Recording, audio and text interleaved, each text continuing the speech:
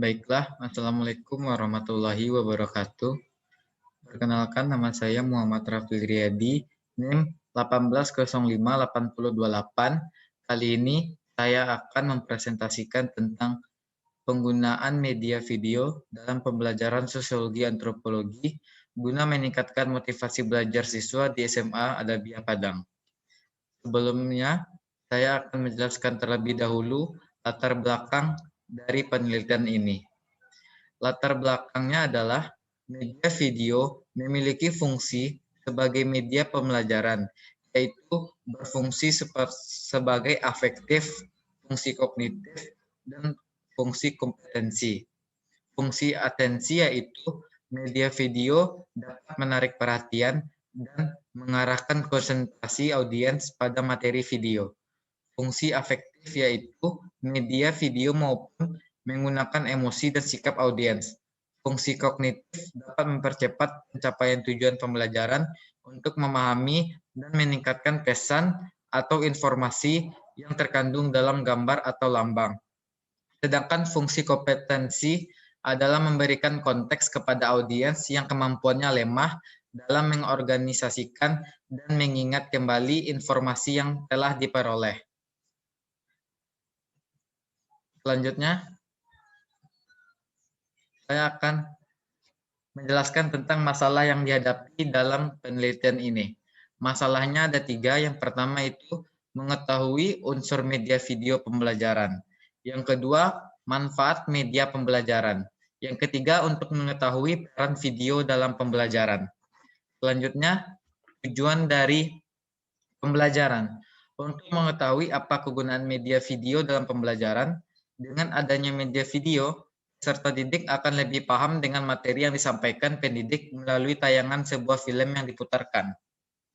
Selanjutnya adalah manfaat penelitian. Untuk mengetahui apa kegunaan media video dalam pembelajaran. Dengan adanya media video, peserta didik akan lebih paham dengan materi yang disampaikan pendidik melalui tayangan sebuah film yang diputarkan. Yang kedua, saya akan membahas tentang bab 2, yaitu kajian teori. Kajian teori dibagi menjadi A. Deskripsi teori.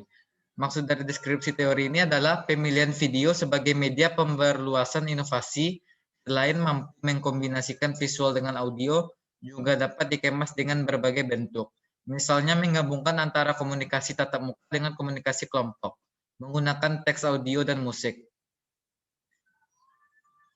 1. Dapat menumbuhkan motivasi. 2. Makna pesan akan menjadi lebih jelas sehingga dapat dipahami oleh peserta didik dan memungkinkan terjadinya penguasaan dan pencapaian tujuan video pembelajaran yang ditujukan guna mempermudah peserta didik dalam memahami materi pelajaran yang tidak selalu sesuai dengan kebutuhan dan keinginan peserta didik. Yang kedua itu adalah studi relevan.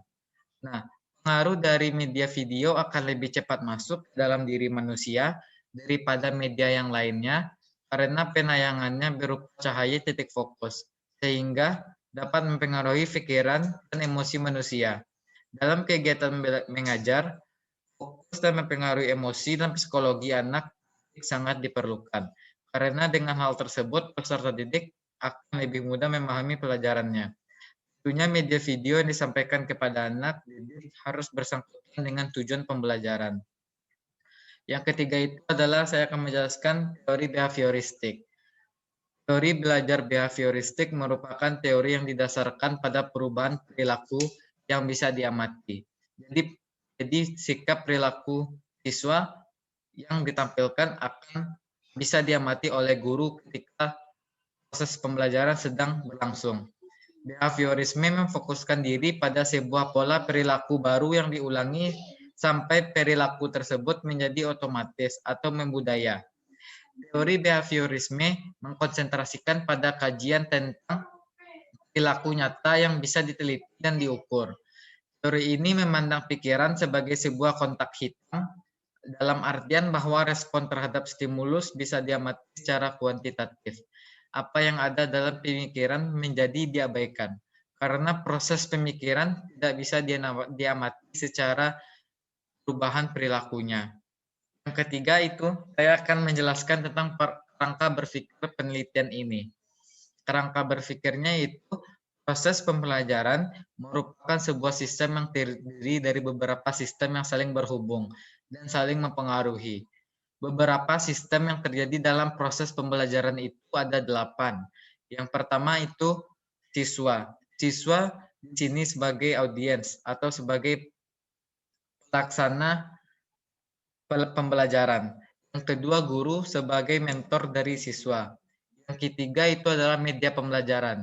Media pembelajaran sudah saya jelaskan, yaitu sebagai meningkatkan motivasi dan serta konsentrasi siswa dalam melaksanakan pembelajaran. Yang keempat itu adalah metode pembelajaran.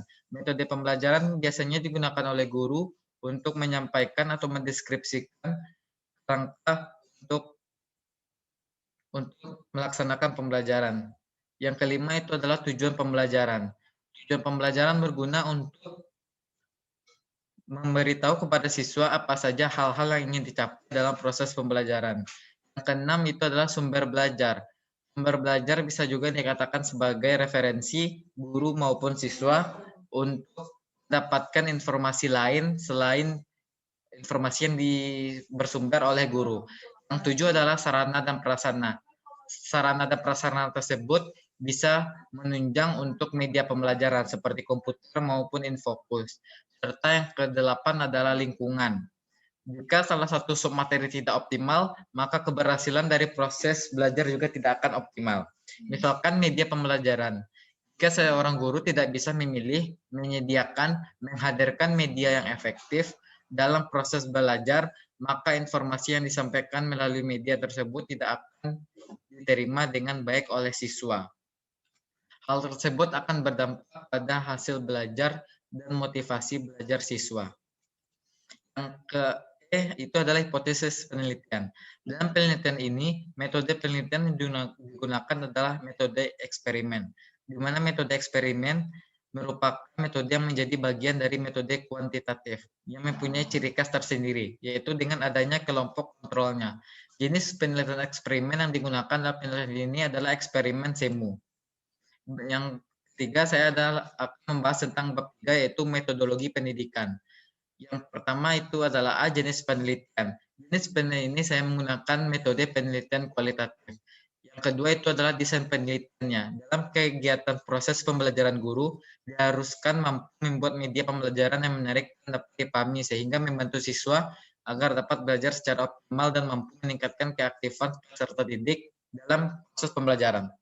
Salah satu metode pembelajaran yang dapat meningkatkan efektivitas proses belajar mengajar adalah dengan adanya media pembelajaran yang menarik. Peserta didik dikondisikan untuk aktif dan saling memberi dukungan dalam kerja kelompok untuk menuntaskan masalah belajar. Yang ketiga itu adalah kerangka penelitian. Kerangka penelitian itu adalah kita menampilkan sebuah media pembelajaran yaitu berupa video, lalu kita akan mengamati dan melihat bagaimana siswa itu